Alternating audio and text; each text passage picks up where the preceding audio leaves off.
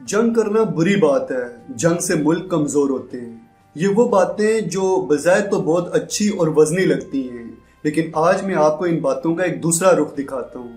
اگر ہم بات کریں امریکہ کی، تو امریکی تاریخ میں گزشتہ 200 سالوں میں ایک دن بھی ایسا نہیں گزرا ہے جب امریکہ نے جنگ بند کی ہو۔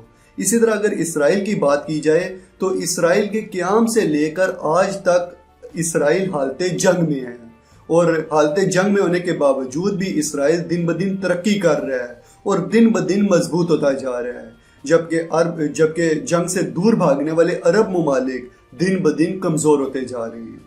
دنیا میں گزشتہ صدی میں سب سے طویل اور خوفناک جنگیں لڑنے والے 3 ممالک جاپان، جرمنی اور کوریا ہیں، جو آج کی جدید دنیا میں سب سے ترقی یافتہ ممالک میں جن کا شمار ہوتا ہے۔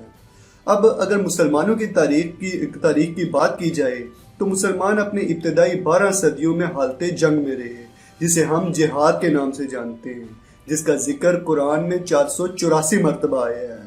اس حالت جنگ میں ہونے کے باوجود بھی مسلمان دنیا میں سب سے زیادہ ترقی یافتہ اور طاقتور تھے، لیکن گزشتہ 2 صدیوں سے مسلمانوں کو جنگ سے دور رہنے اور بزدلی کا سبق پڑھایا گیا ہے، جس کا نتیجہ یہ نکلا ہے کہ مسلمان غربت کا شکار ہوئے ہیں، اور اس کے ساتھ ساتھ مسلمان مظلوم ہو گئے ہیں۔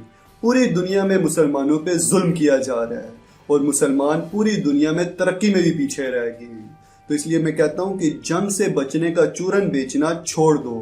اول تو مسلمان جنگ میں پہل نہیں کرتے، لیکن جب مسلمان جنگ میں داخل ہو جائیں تو وہ اپنے سر پہ کفن باندھ کے جنگ میں داخل ہوتے ہیں اور جنگ کا نقشہ بدل دیتے ہیں۔